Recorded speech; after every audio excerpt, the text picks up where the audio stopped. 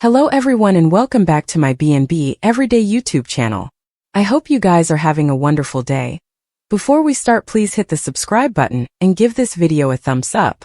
At Forrester Creations, Eric, Ridge and Steffy toast with their coffee mugs to being back where they belong. Steffy says they've a decision to make. Will they let Carter, Hope and Brooke continue there, or make them pay for their crimes? In the design office, Carter tells Hope, "You're then. That's a good thing." He hates that he dissatisfied her but couldn't go on knowing he stole Forrester. Hope huffs that he steered the company in a better direction. Brooke chimes in, "Yes, but in an underhanded way. He showed he'd good ideas, but that doesn't change how they went about it." She tells Carter it's not wrong to feel guilt. Carter assures Hope she's not going anywhere. She smirks. Ridge and Eric may have agreed to keep her line, but there's no way Steffy will. Hope warns this could boomerang. "We could each be out of our jobs." Carter insists they gave their word. And Brooke exclaims that no bone is getting fired. Hope calls her naive. Steffy will want her vengeance. Carter's sure Ridge and Eric have reminded her about the benefactions they've made. They relaunched a successful jewelry line. How can they fire us? Brooke has faith in Ridge. She sighs. Time to find out. Daphne joins Zend in the wardrobe room and asks if he felt the difference walking in Moment. She feels the first order of business will be to deal with the serpents. Zend says a meeting is set to take place. Daphne thinks for some it could be their last. In the main office, Ridge says they made a pledge to Carter that he could stay. Eric chimes in. Brooke and Hope too. Steffy points out that nothing was put on paper. They ain't go readily on them. Especially Hope. Ridge argues that they agreed to Carter's conditions. Steffy raises her eyebrows. Carter's conditions?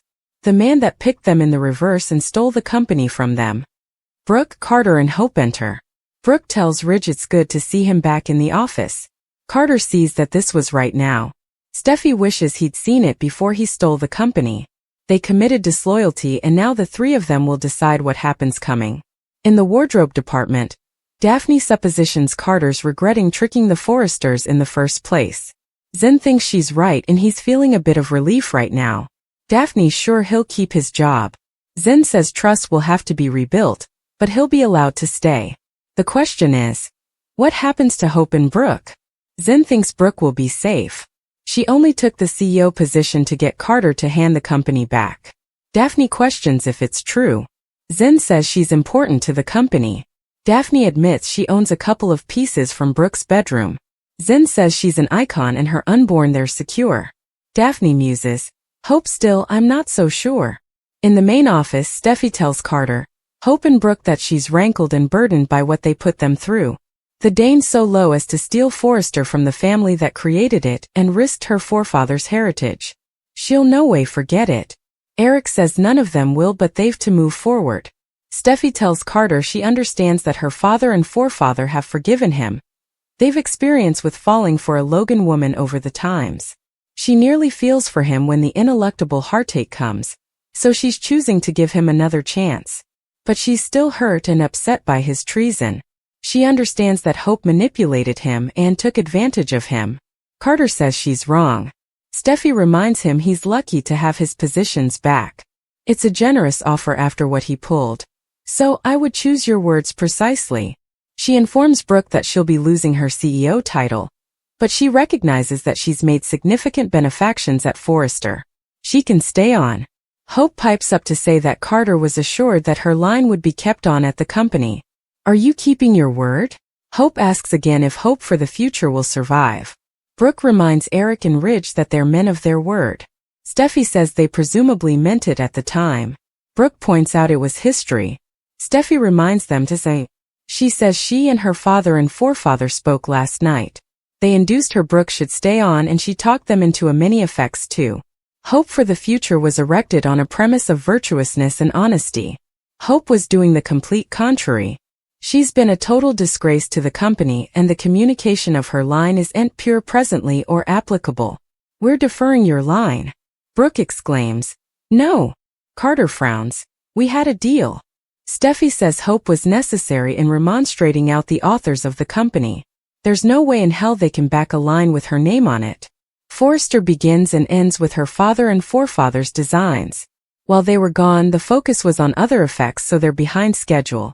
They need to concentrate on couture now, not hope for the future, which is a shell of its former tone anyway. It's because of you, Hope.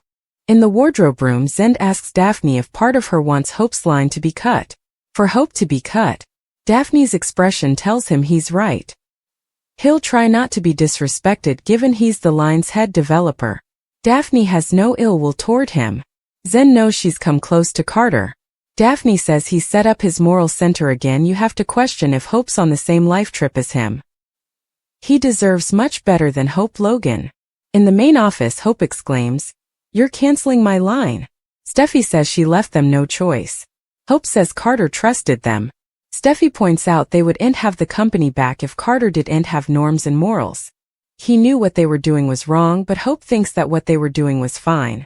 Remonstrating out my forefather, the author of the company? You suppose that was okay? Hope argues that nothing was demurred out. Everyone was given an occasion to stay. Steffy replies that this is a family company. Easily, Eric isn't family to her, or it would have bothered her. Hope demurs that Eric is Ridge and Bridget's father. She's been Ridge's stepdaughter for times. Steffy says he's not her father, Deacon Sharp is.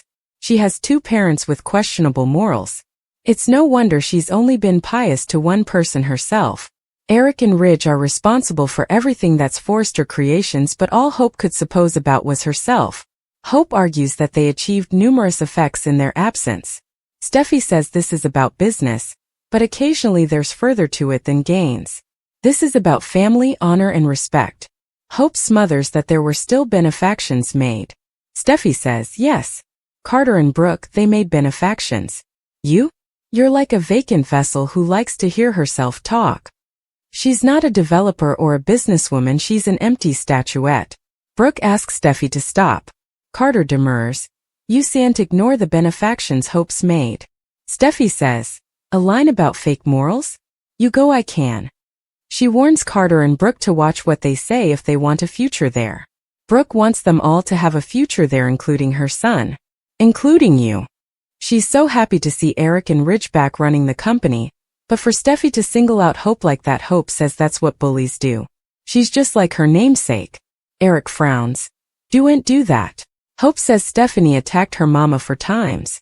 That's where they both learned it. Ridge disrespects her mama after all the love she's shown him, and Steffy talks down to the Logans. Carter reminds them they gave him their word that Hope's line would stay. Steffy says, word? This is coming from the man who was my father's stylish friend. The man who stole the company from them. She informs Hope that she's not a bully, she's a son and granddaughter who's standing over for what's right. And you're eventually paying the price for your conduct. She's the root cause of this achievement. She manipulated Carter. Her credibility is destroyed. And your line is suspended. You're no longer demanded at Forrester. Hope sighs. Let's go, Carter. We're no longer demanded then. She warns Steffy she's going to lose Carter because they're a platoon. Isn't that right? She asks him. Steffy warns, Carter, if you walk out the door, Ridge says they forgave him formerly. Don't side with her again. Brooke and Hope are agitating the mess, passing with Finn and Luna. Hope asks what Ridge says about the whole thing, but Brooke notes they haven't been in contact. She hates not being at his side at such a pivotal time. Eric, Ridge and Steffy are at the Forrester manse agitating Carter and the company. Ridge notes how successfully Carter has been managing the LLC. Eric says without couture there's no Forrester Creations. Steffy says Ridge and Eric are just as important to the formula which guides the company's success. Ridge wants to play on Carter's feelings to try and get back into the company, but Eric isn't so certain as that plan of attack has proven unprofitable. Ridge blames Hope, but Steffy says Daphne is negativing her. Ridge believes it's time to make their move.